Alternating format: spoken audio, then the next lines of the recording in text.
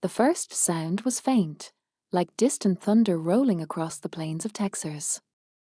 At first, I thought it might just be a storm drifting in.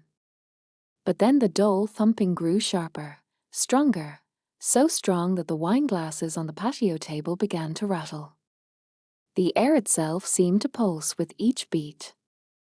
I didn't move. I stood still, calm, as the heavy downwash of the rotor blades whipped my hair across my face. My father, William, who measured love in status symbols and yard work, was losing his mind. His carefully cultivated rose bushes, the ones he'd spent hours grooming for the Dallas Garden Club competition, were being flattened into the dirt. His fury twisted his face, that familiar mix of arrogance and outrage he always wore whenever life refused to follow his script. But the rage didn't last. It crumbled into wide-eyed disbelief as the massive helicopter descended with perfect, almost menacing precision. It wasn't some casual news chopper. It was a UH-60 Black Hawk, matte black and gleaming under the sun, the kind of machine that carries the weight of wars on its frame. My mother, Carol, the eternal peacekeeper, froze at the sight. Her hand trembled, hovering over her chest as though her heart might give out at any second. My brother, Jason, the golden child of the family, stood slack-jawed, his company-issued car keys still dangling in his hand like a badge of honor. Through it all, I remained steady. The chaos around me only clarified things. I gave a small, polite nod toward my father. "My ride's here," I said, my voice slicing cleanly through the storm of sound. That was when my mother's knees buckled, and she collapsed into the manicured grass. It hadn't started this way, of course. 48 hours earlier, the whole disaster had been brewing quietly during one of my father's grand family dinners. Jason had just been promoted to senior sales director for a pharmaceutical company, and the evening was crafted like a coronation. He sat at the head of the table, bragging, his car keys jingling with every gesture, as if the sound itself was proof of success. Father clapped him on the back with pride he never once reserved for me. The air was thick with it, the shared glow of their victory, ere and the familiar shadow of my supposed failure. Eventually, as if on cue, my father turned toward me. His lips curled into that condescending smirk I'd known since childhood. "So, Emily," he announced loudly, ensuring every ear at the table caught the sting, "is still taking the bus to that little government job of yours? Must be tough, saving up for a car when you're living on that junior analyst salary."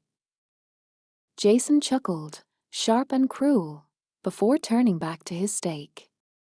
The words landed the way they always did, a sting, another tally on the long ledger of humiliations I'd carried silently for years. The forgotten birthdays. The excuses about money being tight, the excuses that never applied when it came to Jason. The constant reminder that in their eyes, I was the afterthought. But this time, something shifted. Seated right beside me was Dr. Alan Brooks, a quiet family friend with a reputation my parents barely understood. To them, he was just an academic from Georgetown. To me, he was a cleared consultant, a strategist who reviewed defense analyses far above what my family could imagine. His eyes flicked toward me, expression blank, but taut with understanding. He knew. My father's careless jab had done more than insult me. He had just brushed against my professional cover, carelessly dismissing my work in front of someone who knew exactly how vital, and how classified, it really was. I felt a different kind of fury spark inside me. It wasn't emotional, not the kind of rage that brings tears. It was cold, sharp, and calculating. This wasn't just another dinner table insult. This was a breach. My father thought he was mocking his disappointing daughter. He had no idea he had just triggered the kind of reckoning that would one day descend out of the sky and land on his perfect Texas lawn.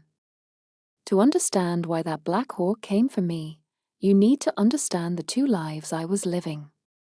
In one world, I was Emily Carter, a quiet woman renting a modest apartment in Arlington, Texas. To my family, I was a forgettable figure in beige clothes, a civil servant who still rode the bus to work. The failure sister next to Jason's shiny career. That was the narrative they had written for me, and I had let them believe it. It was easier that way. Their house, our so-called family home, was a shrine to Jason's mediocrity.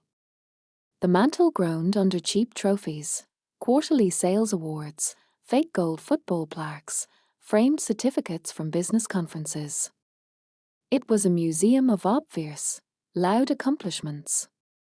Once, I tried to share something real. A graduate thesis I'd written, titled The Strategic Implications of Cyber-Economic Warfare on Small States. I'd spent a year pouring myself into it. My father flipped through a few pages, gave me that dismissive pat on the shoulder, and said, "That's nice, honey. Did you see the new rims on Jason's car?" In that instant, I didn't just see rims. I saw every forgotten achievement. The chess tournament in high school they never attended. My perfect SAT score that was brushed off as a just good test taking. Years of work ignored, buried under Jason's shallow victories. And so I learned to stop showing them. Let them believe the easy version of my life. Let them dismiss me. But in my other world, I wasn't Emily. I had a call sign. Oracle. Oracle didn't work in a cubicle. She worked in a SCIF, a secure compartmented information facility, deep underground, in a building that officially didn't exist. No windows, no sunlight, only the quiet hum of encrypted servers and the low, steady rhythm of my own typing. There, I wasn't invisible. I wasn't dismissed. I was the voice people listened to. The one who briefed colonels, commanders, even agency directors. My words didn't just matter. They altered missions, shifted fleets, and sometimes saved lives. And that's where the real story began.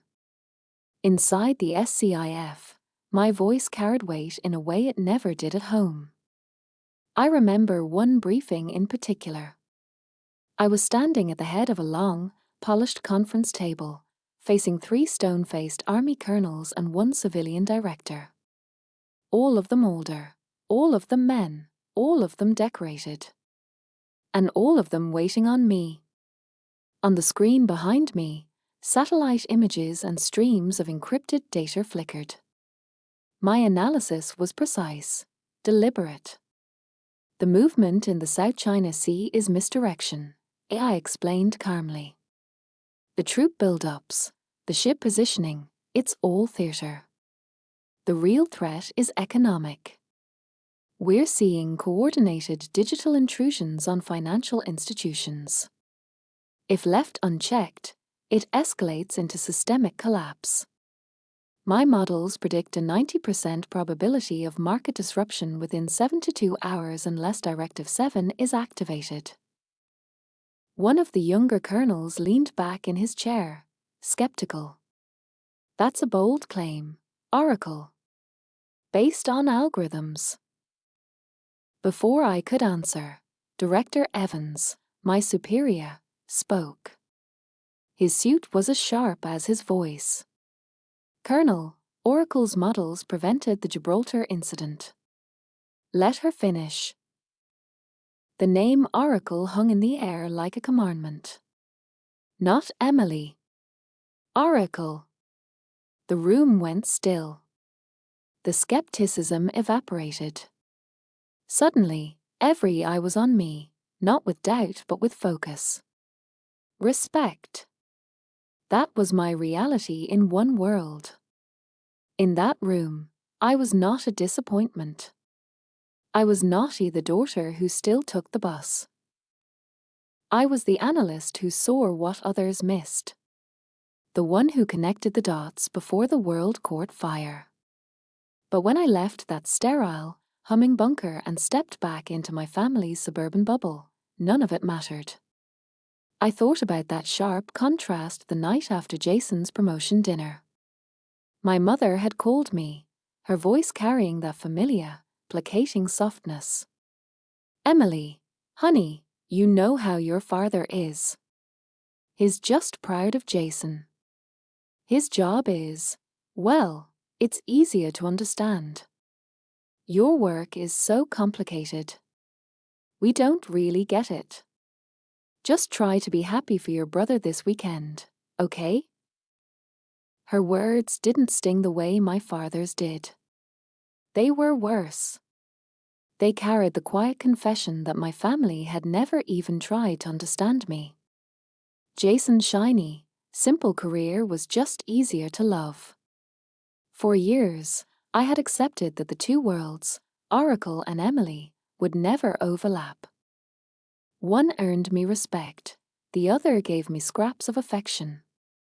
I thought I could survive in both. But my father's careless mockery at that dinner had crossed a line. It wasn't just family cruelty anymore. It was a professional liability. Protocol demanded a correction. And the only language my father respected was power, undeniable, unignorable power. So I shifted gears. Back in my apartment outside Arlington, the sting of humiliation gave way to the colder rhythm of my training. I sat at my secure terminal, the glow of encrypted screens reflecting against the darkness. I typed with precision, filing a formal report to Director Evans. I classified the incident as a minor but notable breach, my father's words in front of a cleared consultant. The recommendation was clear: passive reinforcement. A reminder, delivered not with lectures or explanations, but with demonstration.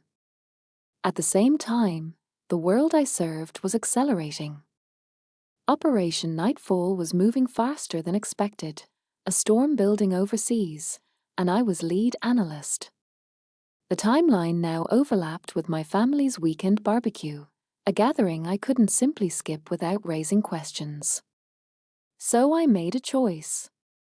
I logged into the personnel system and updated my duty location. Temporary assignment, Richardson, Texas. My parents' address. To anyone outside, it was absurd. To us, it was standard. If an emergency action message hit, the system needed to know exactly where I was. Exfiltration protocols would activate instantly. The cursor blinked on the screen after I saved the file. My parents' suburban home, with its picket fences and neatly trimmed hedges, now sat inside a database that also tracked aircraft carriers and nuclear facilities. Hours later, a secure video call came through. Director Evans appeared, his face lit only by the glow of his screen. His voice was clipped, all business. "Oracle, the situation's escalating. Nightfall's timeline is moving up. Be ready." His eyes locked on mine. "Your temporary location is logged. If the trigger's pulled, we'll get you. Don't be late." He didn't smile. It wasn't reassurance. It was fact. The trap wasn't for my family. It was for adversaries thousands of miles away. My father, Jason, my mother, they were just about to be standing at ground zero when my two lives finally collided. That weekend, my father was busy planning his kingdom. He booked a bouncy castle for the kids, bragged about the grill menu, and polished his lawn like it was a palace garden. He was expecting neighbors, relatives, a celebration of suburban triumph. What he wasn't expecting was a black hawk. Saturday arrived clear and bright, the kind of Texas day my father loved to brag about. The sky stretched endlessly above the neighborhood, blue and unbroken, while the smell of fresh-cut grass hung thick in the air. My father treated the backyard like a stage, and today he was the king. He stood at the grill wearing an apron that read "World's Greatest Dad," spatula in hand like it was a scepter. A semicircle of relatives surrounded him, listening as he regaled them with the story of a big business deal he'd closed last week. Every laugh was too loud, every nod too eager. Across the yard, Jason leaned casually against his new company SUV, pointing out the logo on the hood to a group of cousins. He bragged about golf scores, his new apartment, his stressful but rewarding job. He played his role perfectly, the successful son, the pride of the family. And me? I sat quietly on the patio with a glass of lemonade, an island of stillness in their sea of noise. My smartwatch rested on my wrist, its blank screen betraying nothing. I knew better. At any second, it could light up with the kind of message that shattered worlds.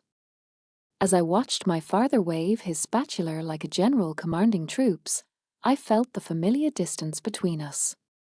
For him, success was visible: cars, lawns, parties. For me, success lived in silence, in numbers and data models, in decisions that altered the course of nations but left no footprint behind. No one here could understand.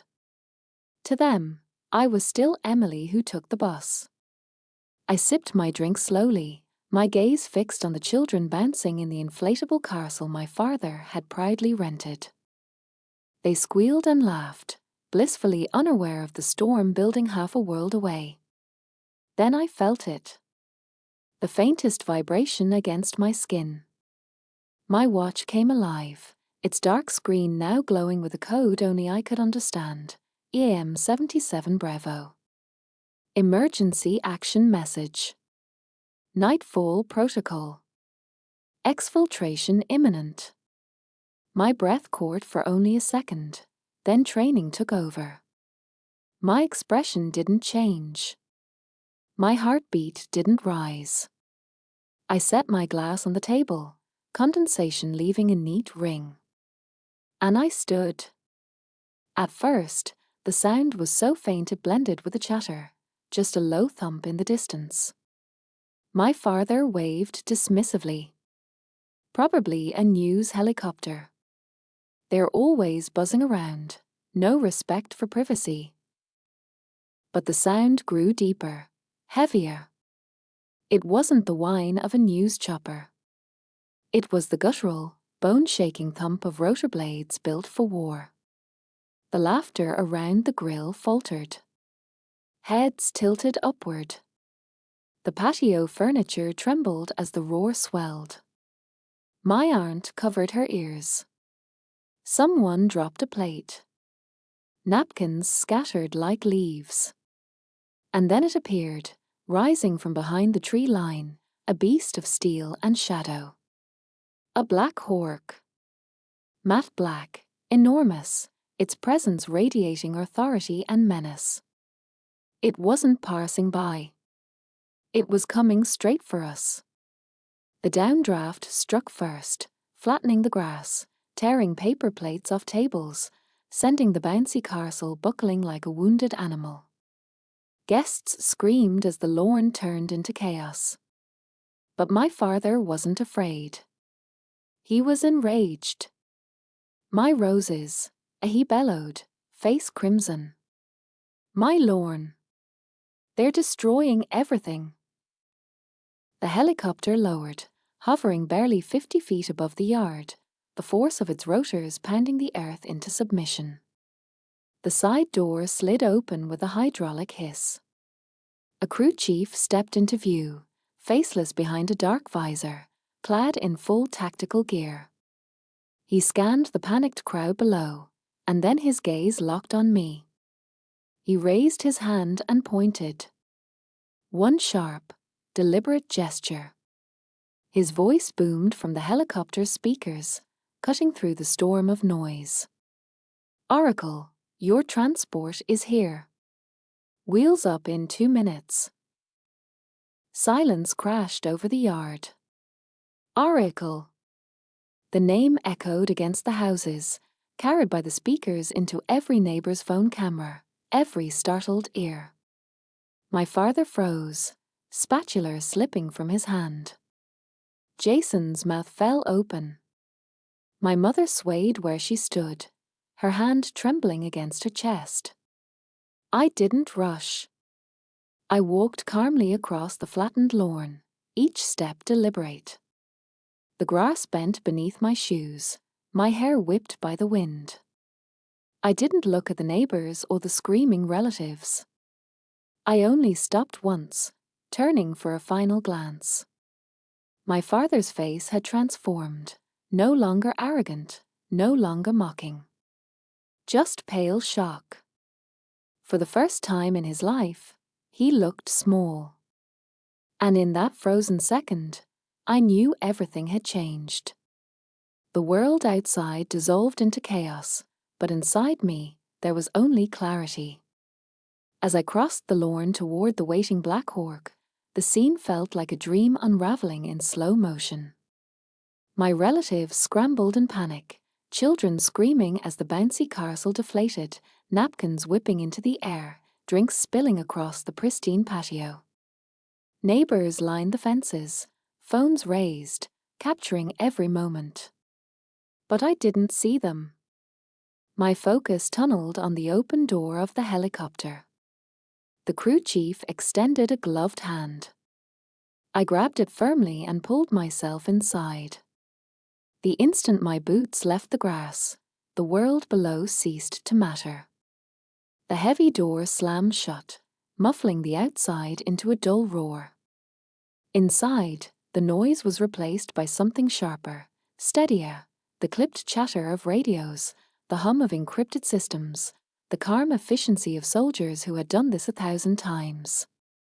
"Welcome aboard, Oracle," the crew chief said through his headset, his voice neutral, professional.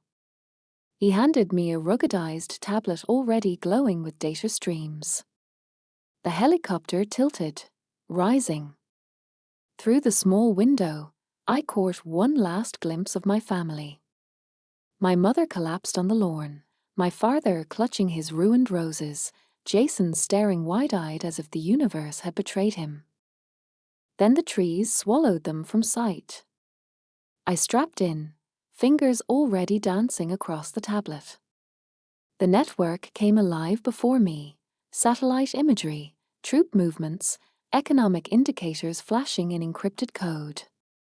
The shift was immediate, total.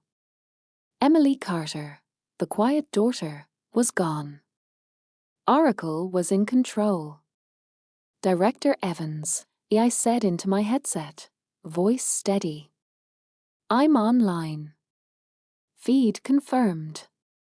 The asset is moving, but projections indicate diversion. They're targeting the secondary site, not primary." There was no hesitation on the other end. "Copy, Oracle. Redirecting resources to Sector Gamma." The Black Hawk banked sharply, the ground blurring below. The barbecue, the screaming guests, my father's shattered pride, they already felt like a silent film from another life. This was my world now. The transition was always like this. One moment, I was the ignored daughter, too quiet to matter. The next, I was the voice entire operations bent toward. And the contrast was intoxicating. The mission accelerated. My team's voices filled my headset, operators confirming positions, analysts relaying intelligence. The air inside the Black Hawk vibrated with urgency, but beneath it all was a calm trust. They trusted me. My words carried consequences, but also authority. 4 hours, We chased shadows across encrypted networks and shifting terrain, my analysis feeding directly into real-time decisions. My identity, Emily, the bus rider, the overlooked, no longer existed. Here, only Oracle mattered. When the mission reached its peak, when the last data point clicked into place and I gave the order that sealed its success, the room on the other end of the line fell silent. Then, one by one, voices acknowledged. Copy Oracle. Confirmed.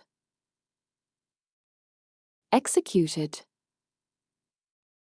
And just like that, the threat was neutralized. The Black Hawk hummed steadily, its rotors slicing through the night as we returned toward base. The adrenaline should have left me shaking, but instead, I felt a profound calm. It was always like this after a mission, the clarity of knowing that I had stood at the center of chaos and turned it into order. But that night, when the mission wrapped and the tablet dimmed in my hands, something lingered. The image of my father's face, slack with shock, stripped of arrogance, flashed in my mind.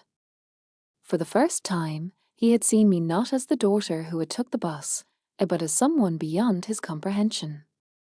And I realized something. I didn't care. I didn't crave his recognition anymore. I didn't need him to understand. His opinion had no weight in this world, the world where I thrived. My family's version of me had died the moment that Black Hawk's shadow fell across their perfect lawn. What lived now, what would live forever, was Oracle. 3 months later, I found myself standing in a room that hummed with a different kind of power. The White House Situation Room was smaller than the movies made it seem. No cinematic glow, no vast futuristic screens. Just polished wood, muted lighting, and an atmosphere so dense with history oppressed on my chest like gravity. I stood at the head of a long table, flanked by senior staffers and military brass. The President's National Security Advisor sat across from me, sharp eyes fixed on my briefing slides. The operation we'd named Nightfall had closed with precision.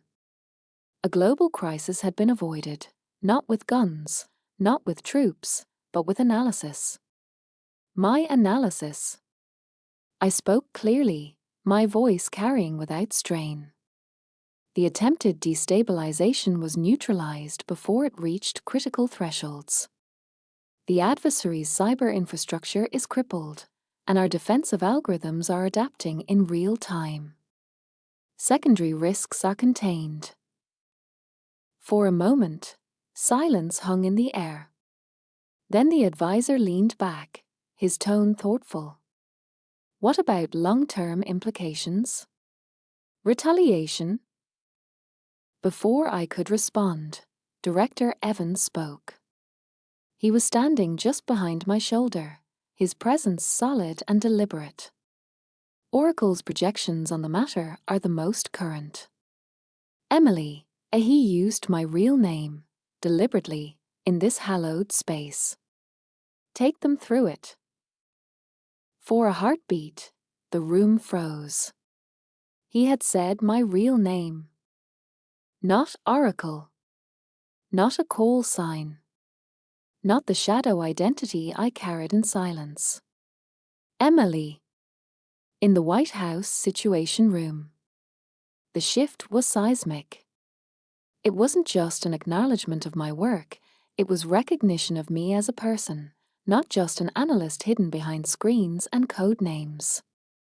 I launched into the follow-up, outlining projected retaliatory measures and mitigation strategies. My words didn't stumble. If anything, they carried sharper weight.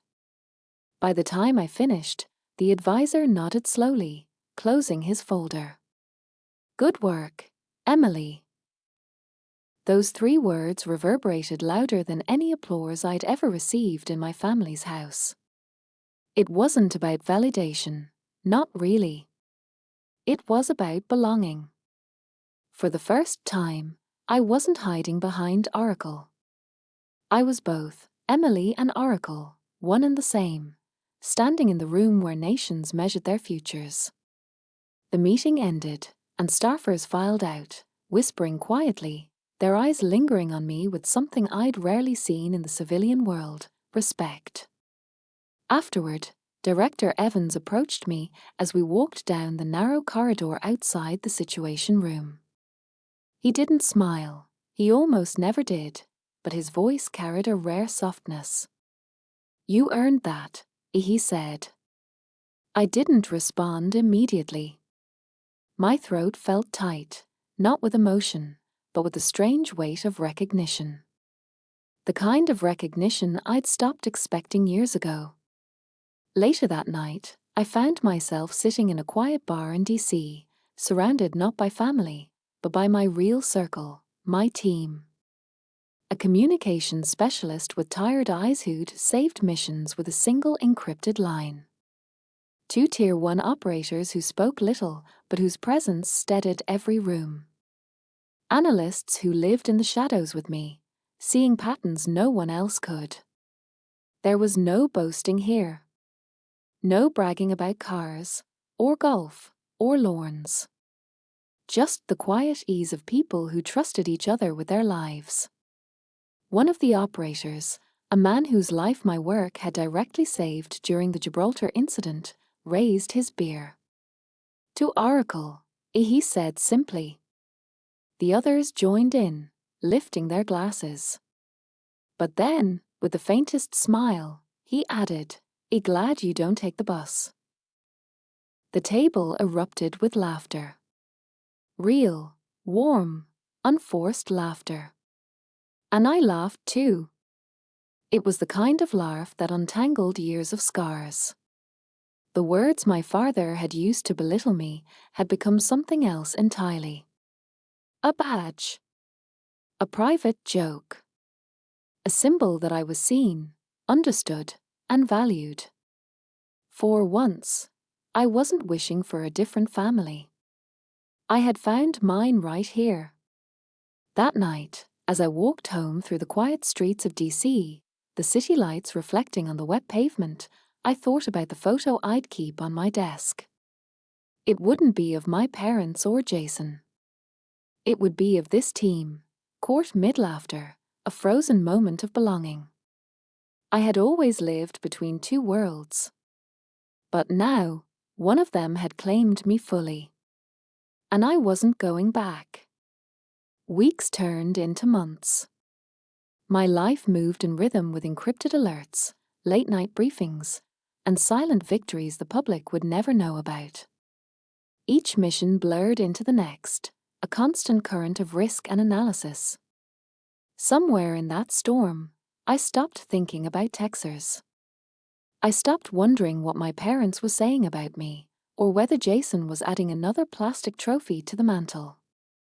The ledger of grudges I had carried for years, the forgotten birthdays, the dismissals, the cruel jokes, began to feel irrelevant, like relics from another era. And then one evening, my phone buzzed. I wasn't expecting it. The screen lit up with a number I knew too well. My father. 3 months of silence. And now, this. I stared at it for a long moment before opening the message. "Your mother asks about you. We saw you on the news, standing behind the senator. We didn't know."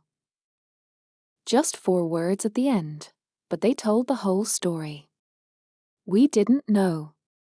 That had always been their excuse, hadn't it? They didn't know. They didn't understand. They didn't try. When I won the state chess championship, they didn't show up because they didn't know it mattered. When I earned a perfect SAT score, they brushed it off because they didn't know the work it took. When I published research papers, they dismissed them because they didn't know their value. And now, seeing me standing in a place they couldn't ignore, their excuse was the same. They didn't know.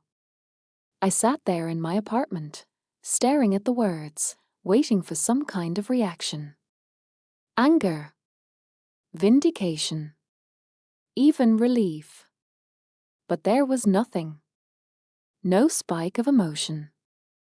No rush of satisfaction.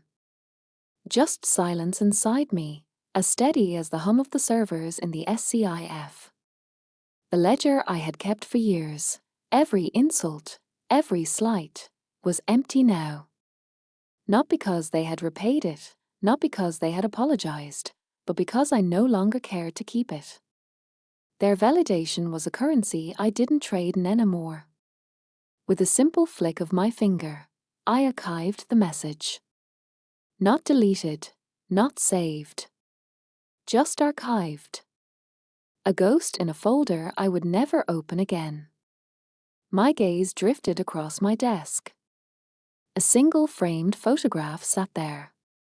Not of my parents, not of Jason. It was of my team. Someone had snapped it one night in that quiet DC bar, the comms specialist half-smiling, the operators with their rare relaxed posture, all of us caught mid-laughter. That was my family now. The weight that had followed me for years, the longing for my father's approval, the ache of my mother's silence, slipped away. Not with drama, not with fireworks, but with stillness. I realized then that peace doesn't come when someone else finally admits your worth. Peace comes when you no longer need them to. That night, I closed my laptop on the unfinished reports and let the quiet fill the room. For the first time in years, I slept without dreaming of Texers. For most of my life, I had existed as two different people. Emily Carter, the disappointment, the one who still took the bus. And Oracle, the analyst whose voice redirected fleets and secured nations. I thought I could live in both roles, balancing the quiet disdain of my family with the respect of those who understood my work. But that illusion shattered the day the Black Hawk landed in my father's yard. There was no going back after that. Word spread faster than I expected. In suburban Texas, neighbors talk. They had all been there with their phones out, capturing the rotor wash flattening lawns, napkins flying like confetti, the crew chief pointing directly at me. They didn't know the details, of course. They didn't need to. A helicopter like that doesn't land for someone ordinary. Within days, videos circulated online.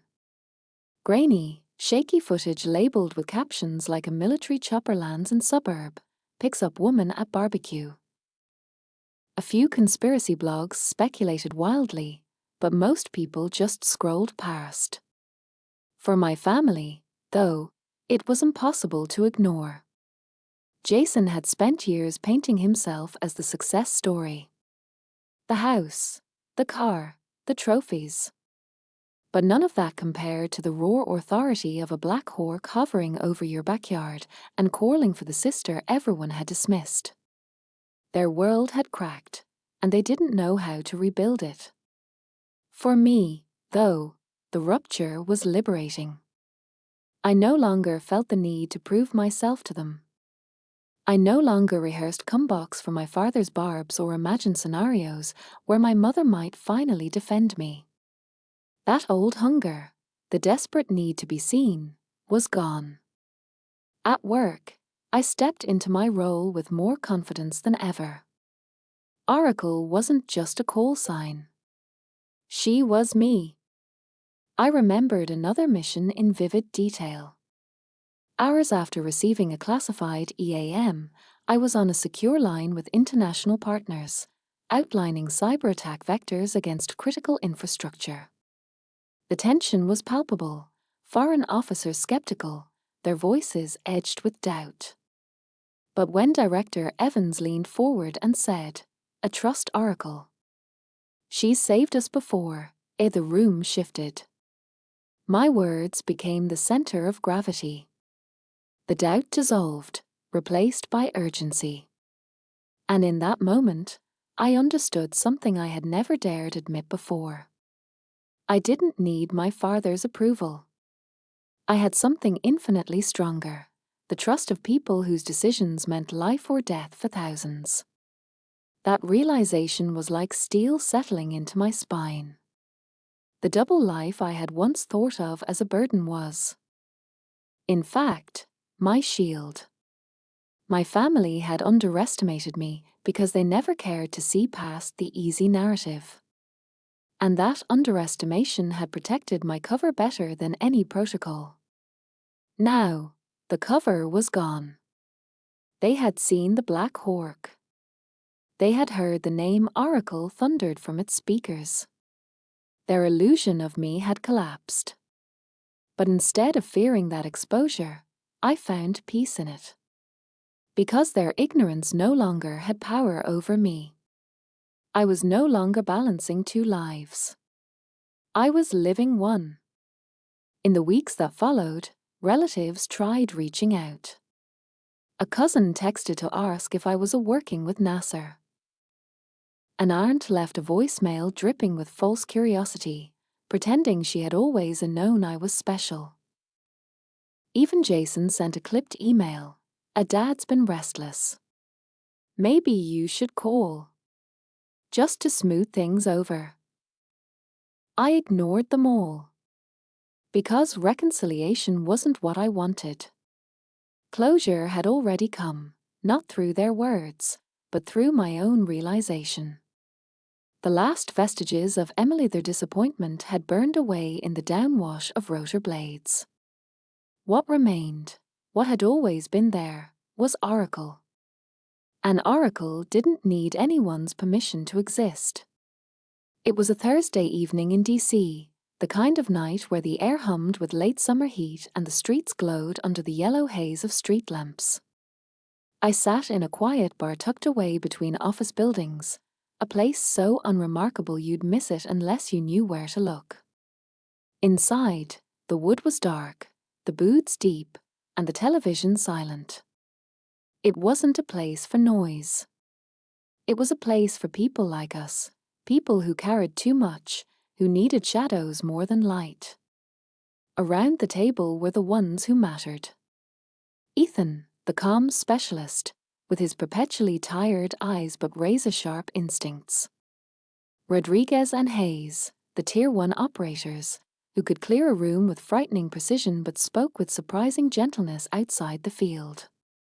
Two other analysts from the SEIF, whose patience and brilliance stitched together pieces of chaos into patterns the rest of the world couldn't see. And me. Not Emily. Not the daughter from Texas. Not the one who had took the bus. Oracle. We didn't talk about missions in detail. Not here. But the weight of them hung between us. The looks we exchanged when someone raised a glass weren't casual, they carried acknowledgement. We all knew what it meant to live in silence, to bear responsibility without applause. Rodriguez lifted his beer. To Oracle, he said simply, his voice a low rumble. The others echoed, glasses clinking softly. But then Hayes smirked, that rare flicker of humor breaking through his stone exterior. Glad you don't take the bus, he added. For a beat, there was silence, and then the table erupted in laughter. Real, unforced laughter. The kind that shook loose the tension buried in our shoulders. The kind that belonged to people who had seen death, chaos, and fire, but still chose to sit together in this quiet corner of the world and laugh like family. And in that moment, I realized something profound. This was my family. Not the one bound to me by blood, but the one forged in trust, in silence, in the unspoken understanding that we carried burdens most people couldn't imagine. Blood had given me shame. These people gave me belonging. When the laughter subsided, Ethan leaned back, his eyes softer than usual. You know, Oracle, he said, you've done more than just save operations. You've given us a reason to believe in the numbers. That matters. I didn't know how to respond. Compliments had always felt foreign to me, like ill-fitting clothes.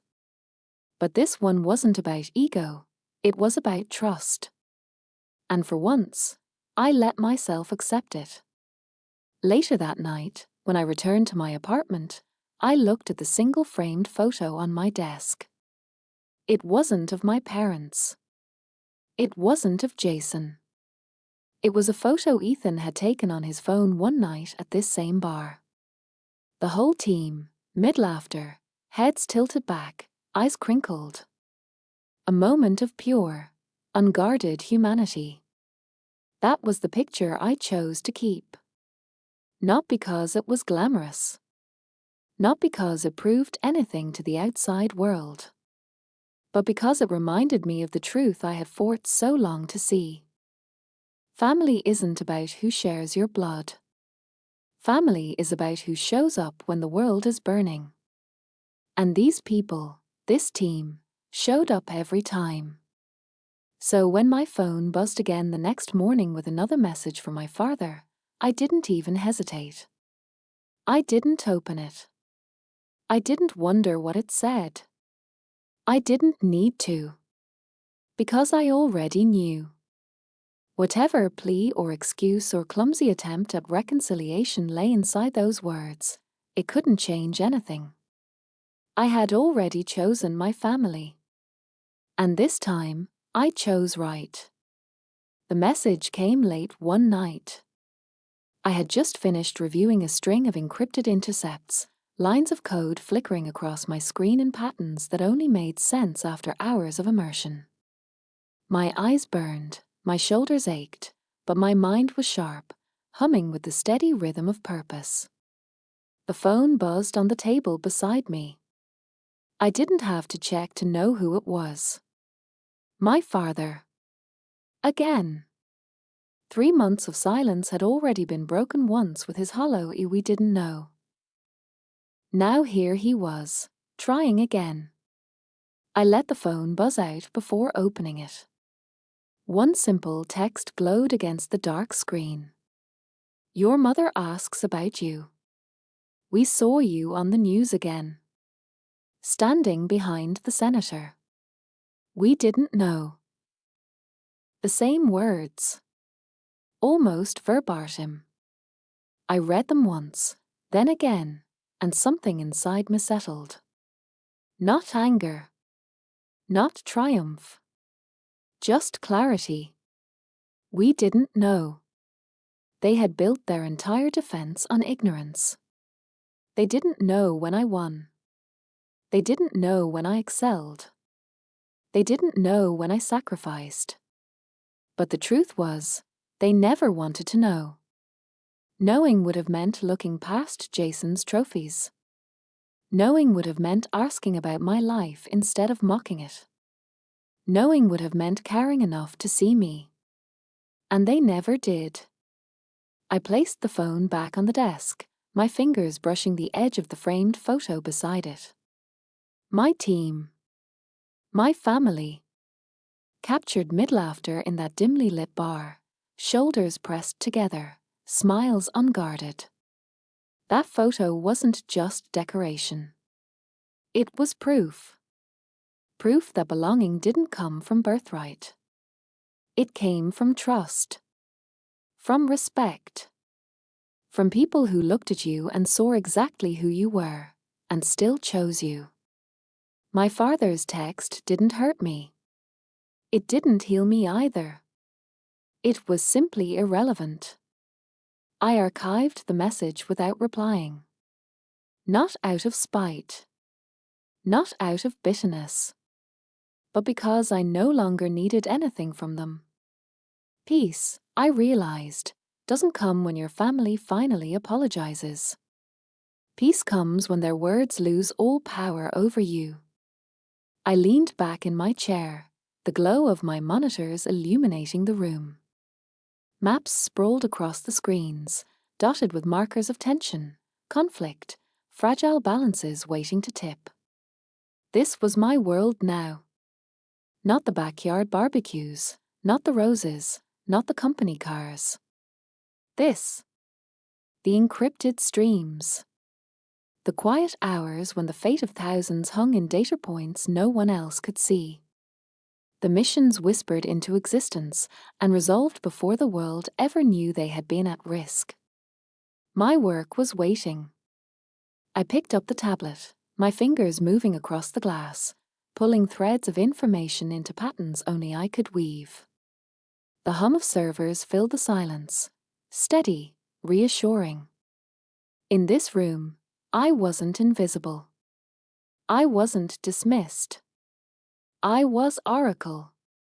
And that was enough.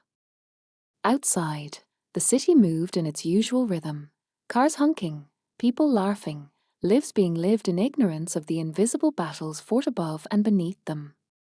But here, in the quiet glow of classified screens, I had found something my family could never give me.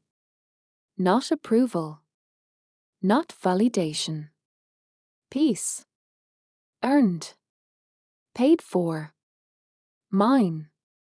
And as I leaned into the data, the photo of my team catching the corner of my vision, I smiled faintly. Because for the first time in my life, I wasn't waiting for anyone else to see me. I saw myself. And that was enough to carry me through every storm still to come.